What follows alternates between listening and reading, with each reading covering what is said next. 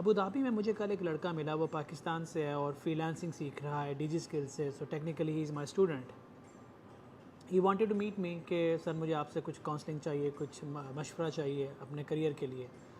मैं जब उससे मिला तो उसकी स्टोरी ने ना मुझे हिला के रख दिया। बहुत सी चीज़ें बचपन में हमारे दिमाग में प्रोग्राम कर दी जाती हैं जिनको ब्रेक करना बहुत ज़रूरी है। इन प्रोग्राम्स को ब्रेक करना बहुत ज़रूरी है क्योंकि ये हमें तबाह कर रही हैं और हम इनको कब्र तक अपने साथ लेके जाते हैं। बात ये करना चाहता हूँ, वो बच्चा 10 साल से यहाँ पे है और वो 10 साल से कोई काम सीख के किसी कंपनी के साथ लगा हुआ है और पैसे कमा रहा है थोड़े बहुत।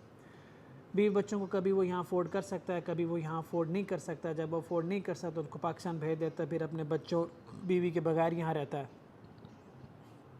कभी वो अपने बीवी बच्चों को यहाँ अपने साथ अफोर्ड कर सकता है, कभी वो नहीं कर सकता। और जब वो अपने बीवी बच्चों को यहाँ अफोर्ड नहीं कर सकता तो वो उनको पाकिस्तान भेज देता है। फिर कई कई महीने वो उनसे दूर रहता है, समटाइम कई साल वो उनसे दूर रहता है। मजबूरी है, रोज़ी रोटी करनी है, यहाँ पे घर का सिलसिला चल रहा है। तो जब मैंने उससे पूछा कि यार ये सारे पैसों के साथ तुम क्या करना चाहते हो, ये तुम जमा कर रहे हो, तो उसने कहा हमारा घर नहीं है, बच्चे स्ट्रगल करते हैं, हम रेंट पे हैं, तो मुझे इन सारे पैसे इकट्ठे करके मुझे अपना घर बनाना है। तो मुझे इतने साल हो गए हैं, 10 साल हो गए हैं और पत्नी इतने साल मुझे और लगेंगे, 5-7 साल मुझे और लगेंगे। मैं उस हिसाब से अपने पैसे इकट्ठे कर लूँगा और फिर मैं घर में ठूँस लूँगा। अब जो मैं यहाँ से जो बात करने जा रहा हूँ वो अगर किसी को बुरी लगे तो वो उसकी अपनी सोच है, पर मैं अपने एक्सपीरियंस से कर रहा हूँ, मैं अपनी नॉलेज से कर रहा हूँ, मैंने उस रिसर्च से कर रहा हूँ जो किताबें मैंने पढ़ी है, मैं सिर्फ उससे बात कर रहा हूँ।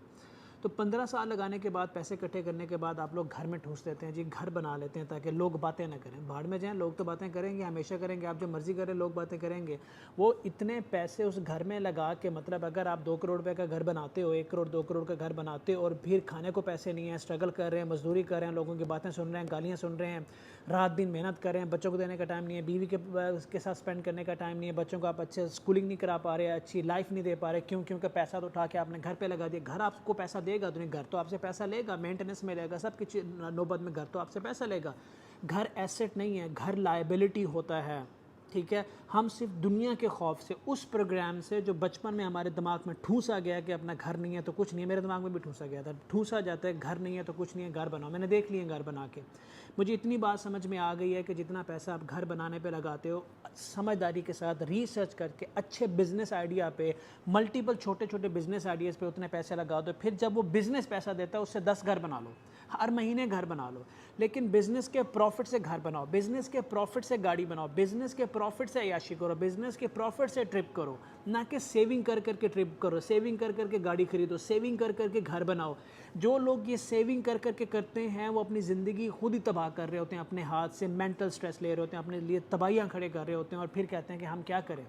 10 साल आप किसी के लिए कैसे काम कर सकते हो, किसी की गालियाँ कैसे सुन सकते हो, किसी की फजूल बात कैसे सुन सकते हो, क्योंकि आपने 10 साल पैसे इकट्ठे करके घर बनाना है और फिर उस घर बनाने के बाद अगले 5 साल कर्ज के नीचे आकर फिर अगले 5 साल लोगों की बातें सुन के 15 साल में आप घर बनाते हैं। और अगर 15 साल और वो 4 पैसे आप लगा दो इनिशियली स्मार्ट बिजनेस के ऊपर, तो आप हर महीने अपना घर बना सकते हो। ये इस साइकिल में फंसने से इस सोच को बदलना ज़रूरी है। कोई बुराई नहीं है रेंट पे रहने में, कोई बुराई नहीं है, एज़ लॉन्ग एज़ आपके कारोबार चल रहे हैं और रेंट का पैसा उन कारोबार से आ रहा है और आप रेंट पे कर रहे हैं, तो रेंट में रहना कोई बुरी बात नहीं है। ये कोई गाली नहीं है, ये कोई बेइज्जती नहीं है, इसमें कोई शर्म की बात नहीं है। वो बच्चा 10 साल यहाँ पे स्ट्रगल कर रहा था क्योंकि उसके माइंड में ठूसा गया कि अपना घर नहीं है तो कुछ नहीं है, अपना घर नहीं है तो तबाह हो जाओगे। लोग बातें करते हैं, लोग सुनाते हैं, लोग कमतर समझते हैं। पर्टिकुलरली ये मुसीबत जो रिश्तेदारों ने डाली हुई होती है।